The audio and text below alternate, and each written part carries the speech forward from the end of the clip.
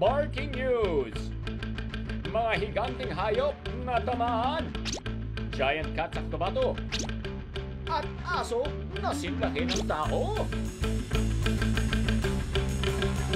For further details, abangan mamaya.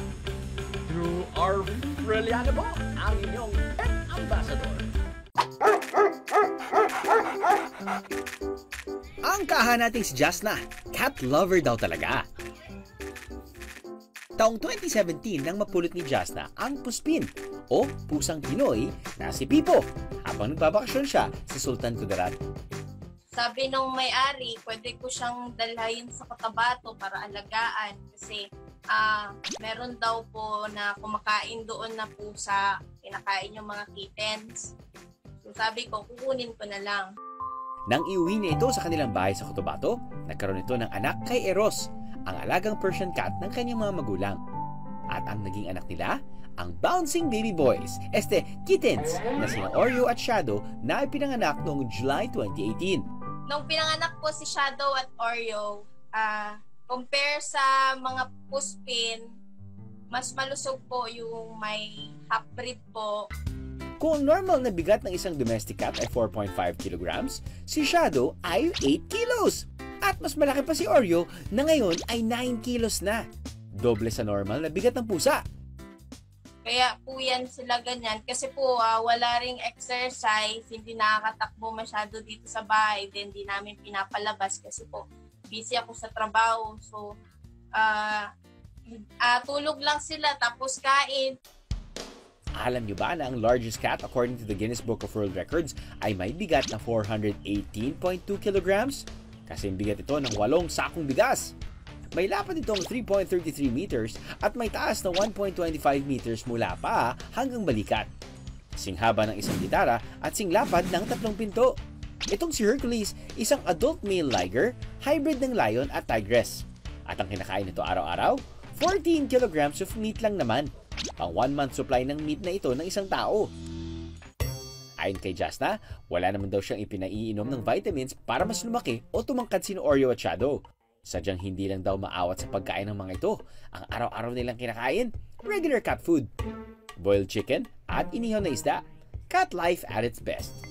Ang sagot ng eksperto tungkol sa extraordinary bigness ng mga pusang ito, malalaman natin maya-maya lang. Kung everyday feast sina Oreo at Shadow, eat like a king naman ang giant woolly Alaskan Malamute na si Namu. Pero ang king na ito, healthy living dahil bukod sa dog food, ang hilig daw kainin ni Namu ay meat, rice at veggies. Kumpara sa pagkain ni Jenny B at sa iba naming aso, talagang doble. Ang giant woolly ay isang type ng Alaskan Malamute. Ito ay breed ng working dogs na kilala bilang isa sa oldest sled dogs sa Alaska. They love being outdoors and they have a strong pack instinct. Kaya ayaw nilang naiiwang mag-isa for no longer 3 to 4 hours. Malaki at nakakatakot man sila, clingy and soft naman on the inside. Usual activities naman ng mga dogs yung magtakbo, maglaro, maghabulan. Nagagawa din ni Namu yun. Kagaya nun nagagawa ng amin mga small breed ng aso. Lalo na sa tuwing umaga, kailangan niya ng exercise dahil nga malaki siya. According to the American Kennel Club, ang average size ng isang Alaskan Malamute ay 75 to 85 pounds o 35 to 38 kilograms. Pero si Namu may bigat ng 143 pounds o 65 kilos. O katumbas ng 4 na aspin, ayon sa Gutenberg.us. Si Namu ay may taas na 30 inches from foot to shoulder at 40 inches naman kung hanggang tenga. Mas matangkad din ito kumpara sa average height ng Alaskan Malamute na 23 to 25 inches. Pero ano nga ba ang posibleng dahilan ng labis na paglaki ng mga alaga nating hayop? Vet on call!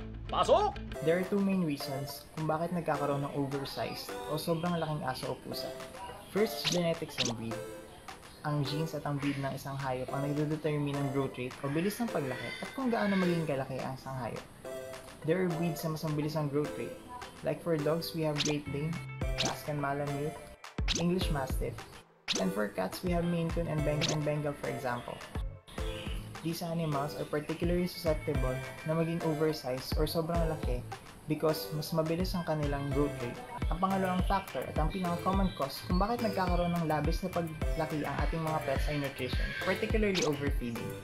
Ang labis na pagpapakain ng higit sa tamang dami o hindi balancing diet sa dogs and cats, most especially during their growing age o sa panahon na mas mabilis ang kanilang paglaki, results in undesirable and sobrang paglaki ng isang hayop. Big love, big pets. Ang cute naman kasi nila talagang tingnan. Pero gaya nga nasabi ng eksperto, let's make sure na hindi ito magkukos ng serious health problem. So have them checked regularly by our neighborhood vets para makasama pa natin sila ng mas matagal at may paramdamang ating woof sa kanila. Meow! And forever. Aha!